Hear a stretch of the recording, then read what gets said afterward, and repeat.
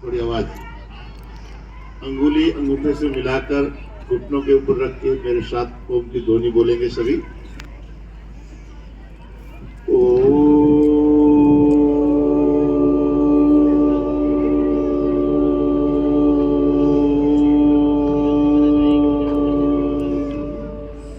चैतन्यं शाश्वतं शान्तं वयमातीतं निरञ्जनं नादविन्दुकलातीतं तस्मै श्रीगुरुवे नमः।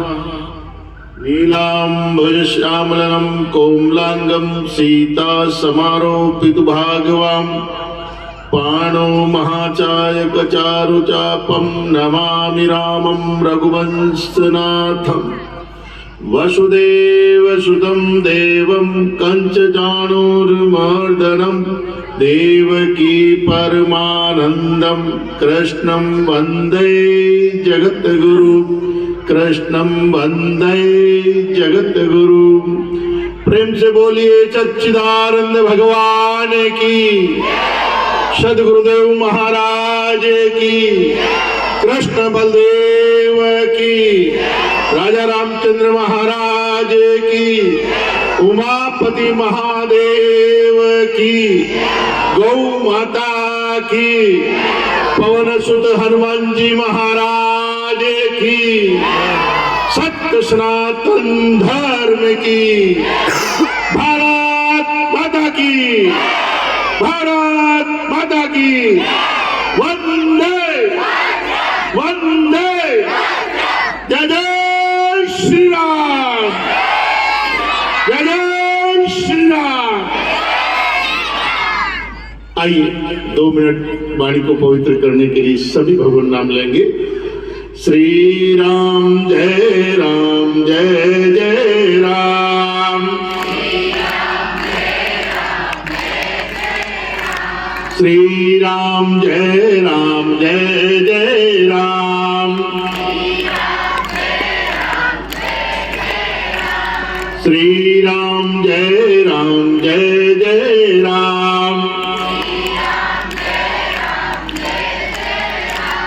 श्री राम जय जय राम। जय राम।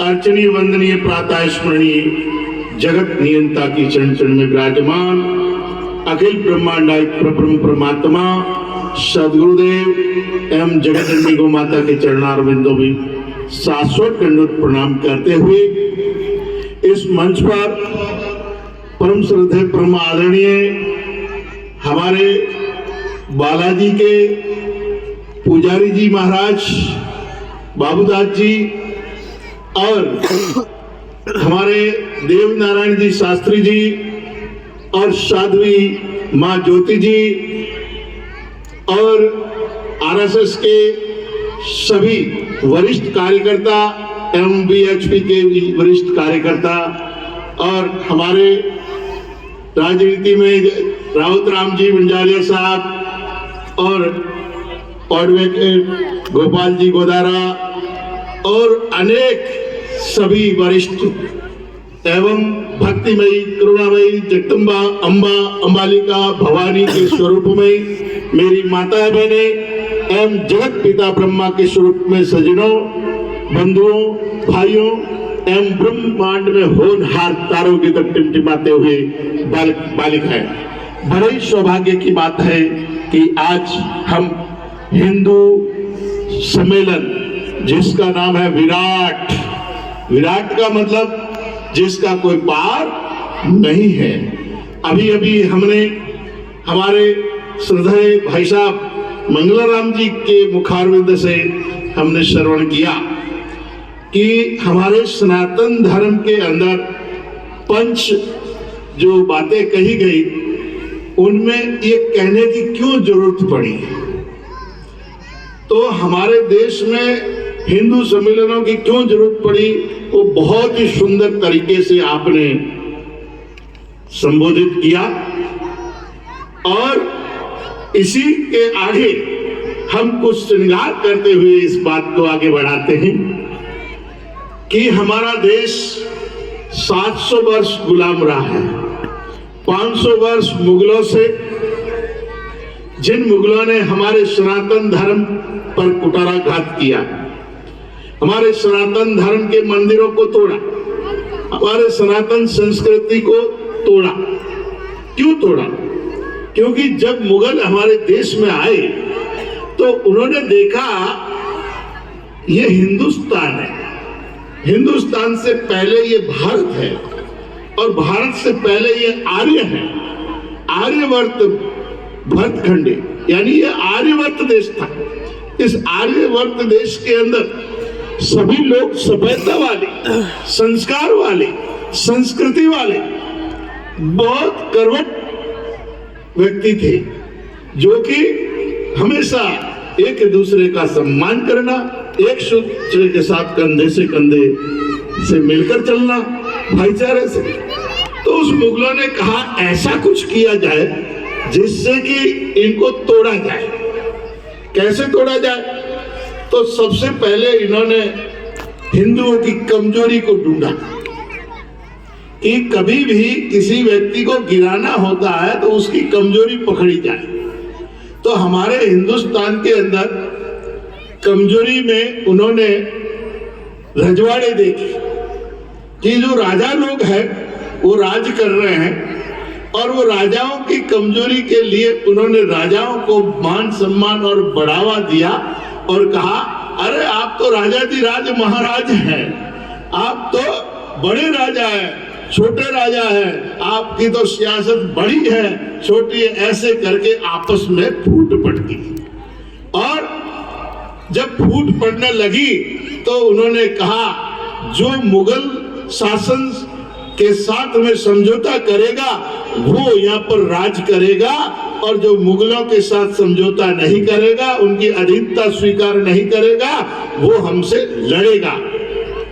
तो उस समय अनेकों राजाओं ने समझौता किया, जैसे मान सिंह अकबर के सेनापति रहे, ऐसे जयमल वगैरह आगे कई लोग ऐसे रहे हैं जिन्होंने मुगलों की अधीनता स्वीकार की। और हमारे धरती पुत्र, वीर पुत्र, मेवाड़ के महाराणा प्रताप, राणा उदय सिंह के पिता, उन्होंने स्वीकार नहीं किया। उन्होंने कहा ये शीश कट सकता है पर झुक नहीं सकता है। ये राणा उदय सिंह का एकलिंग के भगवान की कृपा है, जब तक हमारा शीश झुकेगा नहीं। उन्हीं के सुपुत्र महाराणा प्रताप ने घास की रोटियां खानी मंजूर कर दी, परंतु समझौता मंजूर नहीं किया। इसी तरह हमारे देश पर उन्होंने अनेकों मंदिरों को तोड़कर उन्होंने क्या कर दिया? मस्जिद बना दिया। अनेकों नगरों के नामों को पलटकर मुस्लिमकरण कर दिया। इस तरह से इस हमारे भारत की संस्कृति को हनन किया, कुठाराघात करके हमको लड़ाना सिखा दिया।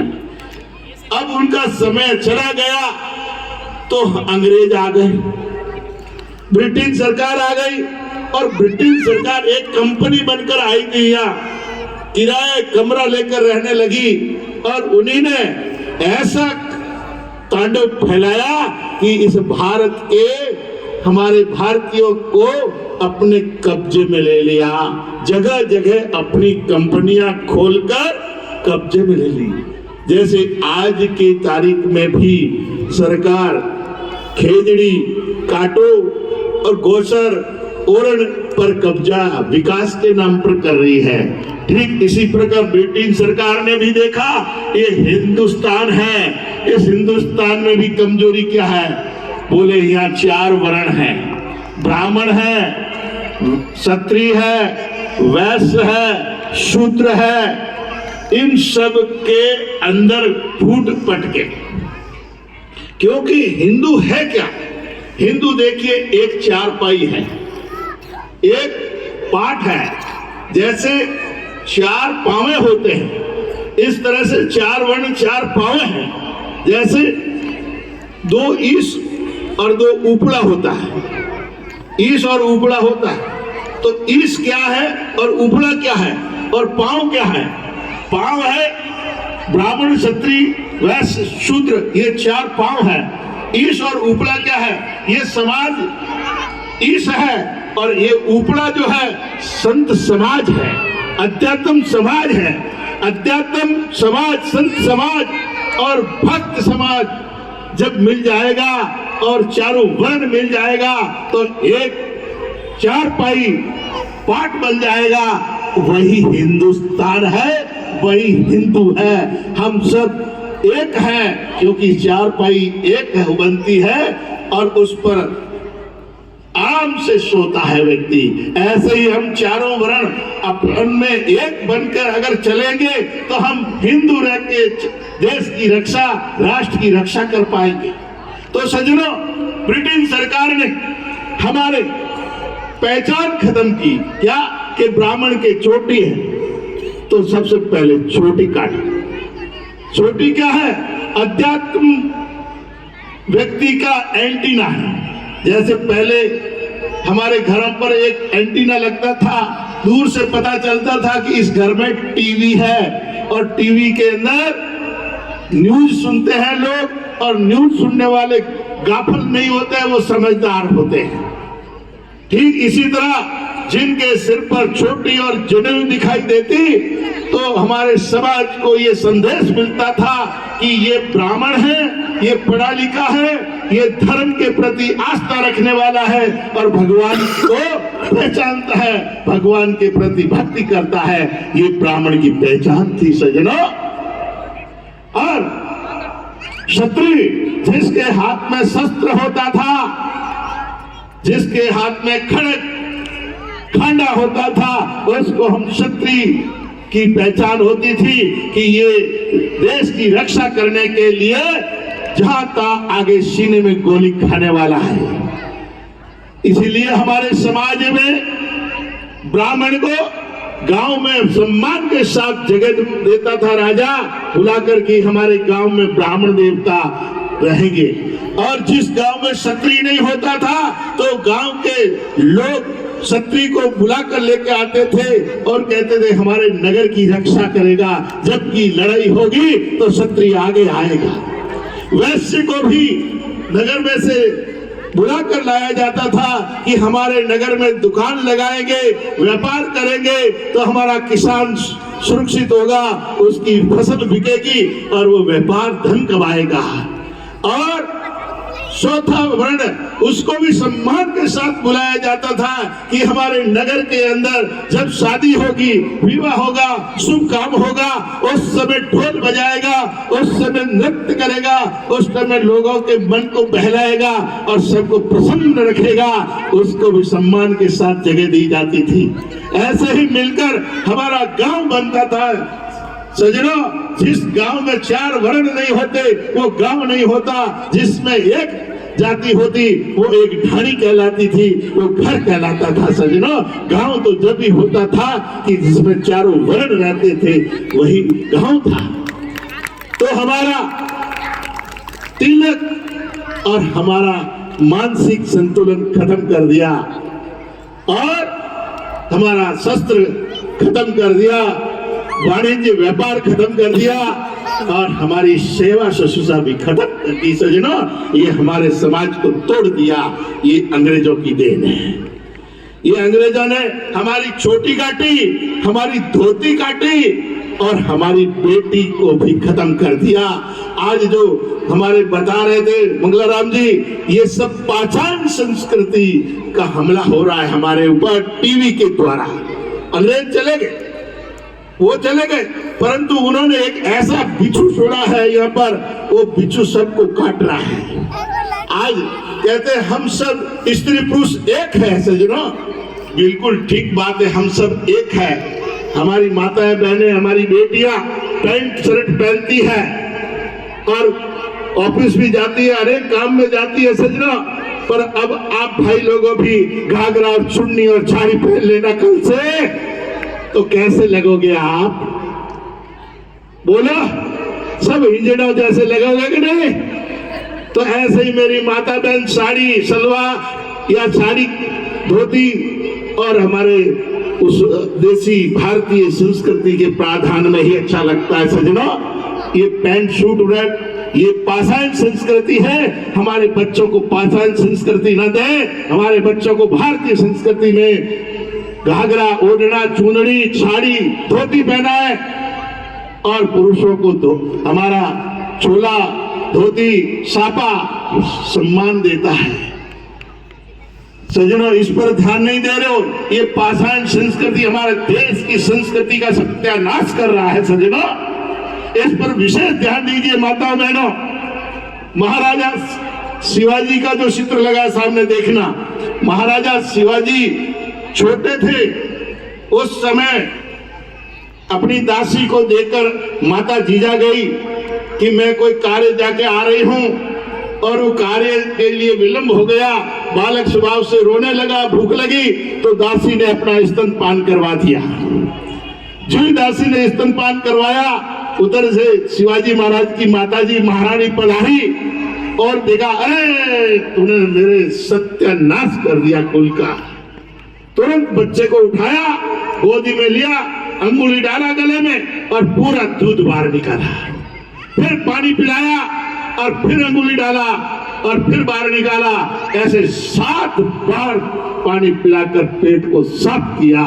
इतने में वो दासी बोली, महारानी साहिबा छोटे मुंह बड़ी बात कहना नहीं चाहती हूँ, परंतु आप जो इन राजकुमार के साथ में कर रही हो वो ऐसा क्या है मेरे दूध में दोष जिसके कारण तुम राजकुमार को इतना दुखी कर रही हो।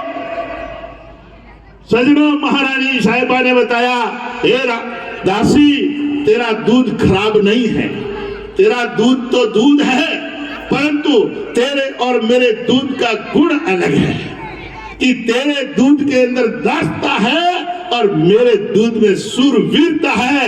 मेरा दूध पीने वाला सीने में गोली खाएगा और तेरा दूध पीने वाला हमेशा गुलामी करेगा। तो इसीलिए मेरी माताओं बहनों, आप भी अपने दूध की लज्जा रखने के लिए हमेशा ऐसे नहीं बोतल का दूध पिला दिया बच्चे को, अरे वो घोड़ी का है कि गधी का है कि बकरी का है कोई मालूम नहीं। फिर कहते मेरा बेटा मेरी बात नहीं मानता, मेरी सेवा नहीं करता।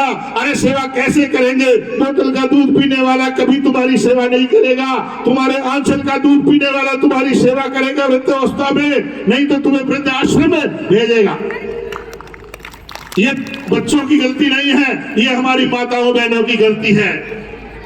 इसीलिए सोच लीजिए, माता जीजा शिवाजी महाराज की महारानी जैसे बनिए, अपने दूध को मत लजाइए। इसलिए कहा जननी जने तो ऐसा जने, दाता या सूर ना तो रही बांझनी न लगाए अपना नूर। बांझनी रहना अच्छा है, परंतु ऐसे कलंक को पैदा करना शोभा नहीं देता समाज के लिए। तो इसीलिए हमारी माताओं बहनों, आपको बुरा लगे तो 1000 बार लगना, परंतु मैं भी किसी माता का लाल हूँ। मेरी माता ने भी मुझे यही संस्कार दिए कि किसी की गुलामी नहीं करने का। तो ऐसे आपके पुत्र भी आपका नाम रोशन करे, आपके पति का नाम रोशन करे, आपके समाज का नाम रोशन करे, आपके गांव का नाम रोशन करे, आपके नगर का रोशन करे, आपके शहर का और देश और राष्ट्र का नाम रोशन करे। ये संस्कार दीजिए। बोतल का दूध पिलाना बंद कर दीजिए, अपना दूध पिलाइए। वो आपके जीवन में आपका नाम करेगा, आपकी सेवा करेगा। नहीं तो केवल नाम के पुत्र हो गए। इसलिए हमारे जितने ये बैठे हैं ना, सफेद दाढ़ी बाल वाले और मेरी माता है, मैंने भी वो 4-6 परिवार में जरूर होंगे बहन भाई, 7 होंगे, कोई 5 होंगे, कोई 10 होंगे, कोई 12 भी होंगे। हम तो हमारे 2 वाली प्रथा जो है ये खत्म कर दीजिए। हम दो हमारे 2 प्रथा के अंदर एक आंख में एक आंख नहीं होती है। इसी तरह एक बेटा देश की सेवा के लिए हो, एक किसानी करे, दूसरा राजनीति करे और तीसरा अध्यात्म सेवा करे और एक माता पिता की सेवा के लिए भी हो और उसकी बहन भी हो, कलाई सुनी ना हो, उसके हाथ पे राखी बांधने वाली भी एक दो अवश्य हो। तो इसीलिए 5-7 बच्चे तो अवश्य होने ही चाहिए। और अब तो सरपंच बनने के लिए भी सरकार ने भी अभी 3 की तो अनुमति दे दी है और आगे अनुमतियां देगी। परंतु आप अपना प्रोडक्ट जारी रखिए, कभी भी हिंदुस्तान खतरे में ना आए। आज हमारे 56 देश मुस्लिम बन गए हैं, अब सिर्फ ये हिंदुस्तान ही रह गया है जिसमें हम हिंदू सुरक्षित हैं। परंतु अगर हम दो हमारे दो करके आजकल के कहते हैं हम एक ही अच्छे हैं और हमारे एक ही अच्छा है, तो ये हिंदुस्तान बचाने की संस्कृति नहीं है, ये मुस्लिम बनाने की तैयारी कर रहे हैं हम देश को। इसीलिए हिंदुस्तान रखना है, हिंदू राष्ट्र बनाना है, तो हमें सबसे पहले जनसंख्या पर ध्यान देना पड़ेगा। अरे कहते महाराज पाले कैसे, अगर तुम्हारे पास पालने की व्यवस्था ना हो तो हमारे पास आश्रम बहुत है, आप हमें दे दीजिए, हम उनकी विद्या अध्ययन पाठशाला और एक गुरुकुल में पढ़ाकर हिंदुस्तानी भारतीय बनाकर देंगे आपको। अगर ऐसा किसी के न हो व्यवस्था तो हम लोग लेने के लिए तैयार है, आप दीजिए 1, 2, 4, 10, 50। आज हमारे रामदेव जी महाराज पतंजलि वाले लाखों बच्चों को अध्ययन करवा रहे हैं, लाखों बच्चों को रोजगार दे रहे हैं, लाखों बच्चों को हिंदू संस्कृति की विद्या दे रहे हैं। सज्जनों, तो आप बच्चे दीजिए, आपके बच्चे रहेंगे, आपकी सेवा भी करेंगे, देश की सेवा भी करेंगे। तो इसीलिए हम लोग तैयार हैं, हमारे महात्मा सब तैयार हैं। मैं अकेला ही नहीं, सब हम तो गाय की भी सेवा करते हैं और इंसान की भी सेवा करते हैं। तो इसीलिए सबके लिए मैं ज्यादा समय तो नहीं लूंगा, परंतु इतनी बात कहनी थी जरूरी इसलिए कह दी। और हम गाय वाले बाबा हैं, आपके नगर में कहीं पर भी आंधी लूली लंगड़ी बेसहारा घूमने वाली गाय अगर आपको दिखे तो निसंकोच आप गौशाला में लाकर छोड़ दीजिए, आप इतनी कृपा करिए वहां पहुंचा दीजिए। अगर भगवान ने आपको दिया है तो आप चारे की गाड़ी जरूर डलवाइए, नहीं तो आपके ऊपर पाबंदी नहीं है, आप गौशाला तक पहुंचा दीजिए, ये बहुत बड़ी कृपा रहेगी। क्योंकि सनातन धर्म की धुरी गाय है और गाय बचेगी तो गांव बचेंगे, गांव बचेगा तो देश बचेगा, देश बचेगा तो हिंदुस्तान बचेगा, नहीं तो ये मुस्लिम राष्ट्र बन जाएगा। मुस्लिम वो तैयारी कर रहे हैं कि ये बंगला महल मालिया जो बना रहे हो ना, ये सब मुस्लिमों के लिए बच्चों के लिए बना रहे हो, ये तैयारी चल रही है। तो ऐसा मौका मत देना, हम हिंदुस्तानी हैं, हिंदुस्तानी बने ही रहेंगे।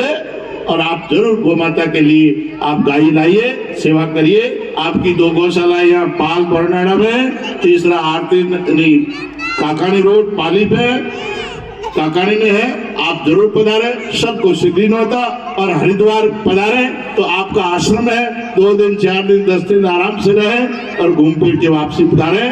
और मेरी कोई बोल में शब्दों में त्रुटि रही हो तो अपना समझकर क्षमा करें। हरिओम तत्सत, हरिओम तत्सत। भारत माता की, भारत माता की, वंदे वंदे, जय जय श्री राम। बहुत बहुत धन्यवाद पूज्य।